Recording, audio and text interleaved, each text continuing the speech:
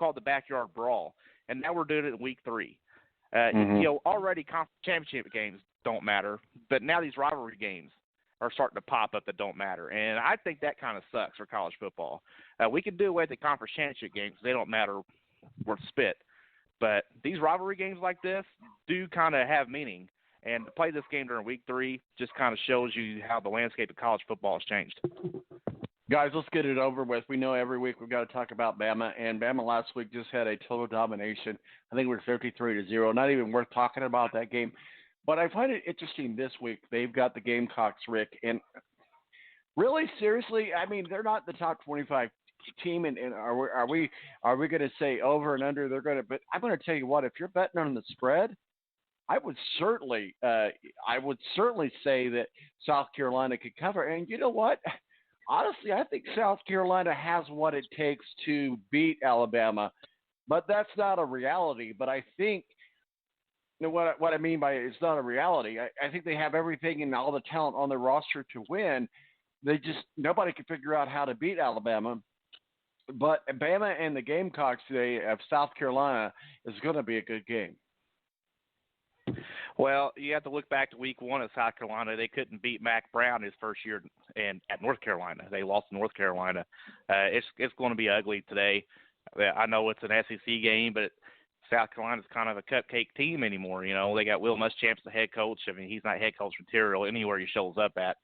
So I don't know what the spread is, but I think Bama covers that pretty easily. It's like 7, I think. Last time I checked, it's not anything major. That's what I'm trying to say. They're probably going to win by 37. Adam, what are your thoughts? I mean, are we overthinking this Alabama-South Carolina game? Because I think a lot of people think South Carolina can give the Elephants a run. I know I said Elephants, but Roll Tide, whatever the heck, a run for their money. Will Muschamp, I don't understand how this dude gets a head coach. I can throw a better X's and O's game plan together than that dude. He's a doof. But, Alabama, this is what's so frustrating is, all we hear is the dominance of the SEC. The SEC has 3 good teams, Alabama, LSU, and Georgia. And the rest of them are just average. The Big Ten this year is the deepest league and doesn't get remotely the amount of credit for it. Alabama wins handily. They just don't have – I mean, how are they going to match up with – how's South Carolina going to match up with Alabama's passing attack? It's just – I think they hang a couple on them early. Even if South Carolina had the talent, their coach is not going to know what to do with it. So I think Alabama wins pretty handily. No, I think you're absolutely right. But I think that everybody – there's been a lot of chatter across the national media this week about this game and that now South Carolina – could definitely do it. So I'm interested to see the game. I'll be watching it as I'm smoking my meat. Rick, let's talk a little bit about number 24 USC and BYU. I'm going to make some world famous pulled pork. That's right. Today, but USC sounds pretty good, man. That's right. Of course, dude. It's me, man. World famous. Everything I make is world famous. Number 24 USC at BYU. What say you? JT Daniels goes down. JT Daniels goes down at quarterback for USC to think the season's over. Then who's the freshman or redshirt freshman? The Slovich, that's his last name, comes in and just dominates. It's one of those USC, hockey names. Yeah, they look like world beaters with him at quarterback. So we're going to see how they do against BYU. It's a pretty good opponent. They bring your new quarterback in and play against somebody, but if he could pass it, dish it out like he did last week, I think it's probably a double-digit win for USC. Adam, I'm going to throw it on you again because I think Stanford could beat UCF today, even though they're a number 17 team. And I tell you what, look for Stanford to get into the top 25 at some point this year. Stanford, UCF, what are your thoughts? Well, I mean, Stanford, a lot of their hopes this year just ride on how good is KJ Costello. There was a lot of talks that he could potentially work his way out to being a first-round draft pick potentially this year. And then he goes out and he gets hurt in the Northwestern game. I know there was talk that he could be back this year. In college, they don't disclose any freaking injury lists, so he may play this week. He might have to wait until next week. If KJ Costello's there, I think Stanford can beat UCF. Without him, man, that's tough sledding. I think that's they're breaking in new running backs, some new receivers. Stanford's very deep at the tight end position, and they have a really, really good secondary. The question is just going to be, is Stanford going to be able to score enough points if Costello's not on the field? And that's the big question. I think if Costello plays, Stanford pulls the upset, gets back into the top 25 next week. Without Costello, I think UCF wins in a fairly close game, 7 to 10 points. Rick Riggin, our official college football contributor. Do you concur, sir? Well, talk about quarterbacks. You know all about UCF's quarterback situation. Mackenzie Milton breaks his leg in like 90 spots last year, and his career's basically done. Then his backup comes in, looks pretty good. And then in spring ball this year, he tore his ACL out for the season. UCF brings in Brandon Wimbush from Notre Dame, and these first two games, UCF's looked unstoppable, but now Wimbush is hurt. He's actually a game-time decision today, so they might be playing Brandon Wimbush at quarterback, or they might be rolling out a freshman. So it all comes down to UCF's quarterback situation today. I see half and half, 50-50. Wimbush is playing. He's not going to play.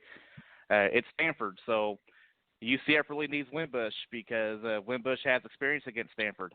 So if they play Wimbush, I think UCF actually wins easily because I don't think Stanford is really all that good. They're not a top 25 team this year. They're actually going to take a step back because they're in the rebuild. They're in a rebuilding mode. So I don't. If Wimbush plays, it's probably a double-digit win by UCF. No, you're absolutely right. And I think everybody knows that UCF is going to be in a bowl somewhere. And, we're still early in the season, man. We've had conversations about UCF being in the playoffs time and time again over the last couple of years. And we're still going to have that conversation this year. So UCF is a very, very good team. Rick, let's go back to the Big Ten. Michigan State hosts Arizona State. The Spartans, I don't see that there's a lot to talk about this, but I mean, certainly a lot more to talk about this game than the Michigan game, and I want to get into that Army game here in just a minute after this, but because it did remind me that was on my notes to talk about, because we talked about the Army game last week. But first, let's get you the Michigan State Arizona State game. Michigan State is just going to check off a box this weekend. Well, that's what everybody thought last year too. But Arizona State actually beat Michigan State.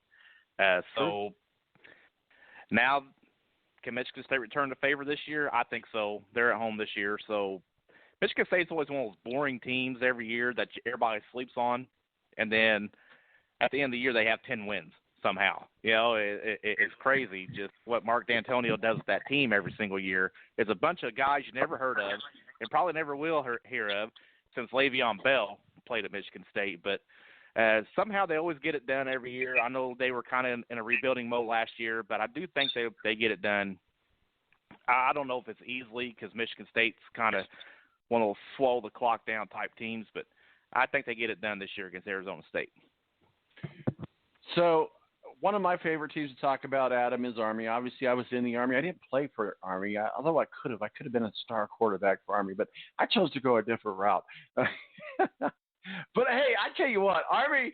I've been following Army for a good number of years, and I watch them almost as much as I watch IU and Colts. I'm a big Army fan. It doesn't matter who they're playing, but I can tell you one thing about Army. They have not changed their offense since black and white, reel-to-reel tape has been in existence. If you cannot prepare for Army, what is wrong with you? And I know you love to hate on Michigan, so let's let this roll. first of all, Jim Harbaugh and Michigan, you knew what kind of offense you were – and honestly, the rare occasion that you see a fumble from Army, we talked about this, how disciplined that team is, and to capitalize that's how you win on a turnover. I was out at the track. I was counting on Rick to help me out a little bit because I was out at the track doing double duty.